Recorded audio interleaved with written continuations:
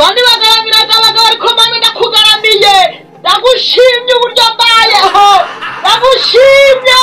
ndagushimye uri mu ijuru mwami Mana Nyiringabo rero bagangije kugushima uzandemera ibindi bifatika mwami Mana uzanyubakira inzu nziza uzampa ibiryo abana bacu uzabaha ubwenge bazatsinda bagere muri kaminuza witeka mwami Mana uzandinde ibi bihe n'ibibi ndagushimye mwami Mana Nyiringabo amaguru yanjye ari kureba mu ijuru amaso n'amabara ari kureba mu ijuru uzagirire neza uragire neza kiri mu isi uzagire neza rwose amina. Hera ibihugu bitatu byo muri Afurika. Ibihugu bitatu ubwo ariko ndahera kucyo turimo.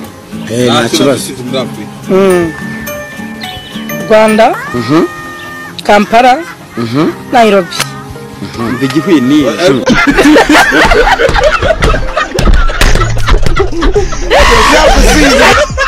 That's what you do. Bro, uri mabjama nago warya icyana kirenze uri mabya gaskwere. Uzabaza.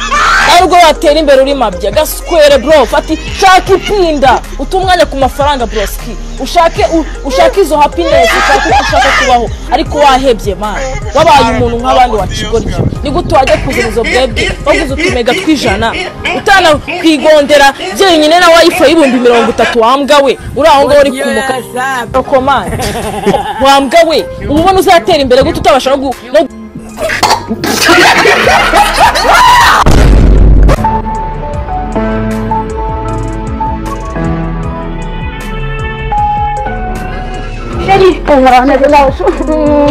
Dungu ni sheri wawe. Ntumbere ko iki kintu kingana n'urukundo rw'Imana ari we sheri wawe. Ese ni gukuru basi waretse kumukira sheri.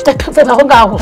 Turashize none. Iki kintu kingana na ruva kwa yasa gishore yakano kangana n'umusore wanyacece umurizo ni sheri nyawe. Ase ni gukuru umuhungu wese duhuye nkamuzana hanga kushaka umwangu ngo urabona ngiye nzarongorwa nande. Uragahura n'urw'igihugu cyahuye iki kintu nzari hangane giki. Kingana n'umusozi wa shaka. Kandi rero nyagukuru nzagunga mve mu rugo nibanira amahoro. Gahunga igihugu abandi bakirimo. Cyangwa uhungu iyo wagiye. Ase ni gukuru umuntu afite umuga bw'umubyibuka bije abizire. Ariko ikimuga ni iki kitari ikimuga ni iki. Hari iki ntakaguru. Iki kimaze nk'umunyabo. Hari iki nyuma cyarabundagaye wagira ngo n'umusozi waje ari burano ubuzima bwo n'ubuzima bwo. Ibi bisa n'ubuzima no umuga ubunano bwari mu muga byabaye byanyabenge wabo barabikuriyemo.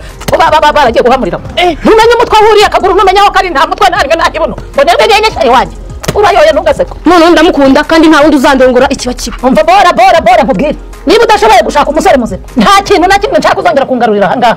Ubu ahantu hose ugenda wabuze umusore muzima. Kuburyo ujya gutoragura imyangaro. Imishinga payindura hakurya ndakwiyamye uzajye gusenga ujye mu rusengero ukuremo umusore muzima. Ntuzagarurire ibi nanga.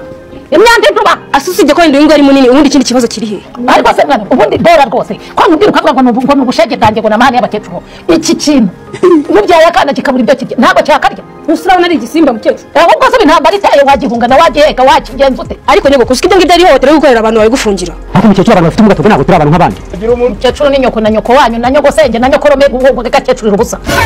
Bafomfo. Buri muntu ukisubwo ngo ngaho nyene ko ubu muntu bwaho. Kuki nabu ushaka ko umuntu abanza kubafata mu cyuho kugira ngo macinyi idahita. Aho kuki mutagira n'umutima. N'umuntu akita. Ariko baravuga nazanyira bugondo sikavuga ngaho uravuga iki. Nibe nuyara navuga nibe nawe afite urugendo. Ngaho samufata umujyana jyana abaye ababwe. Bana hanga.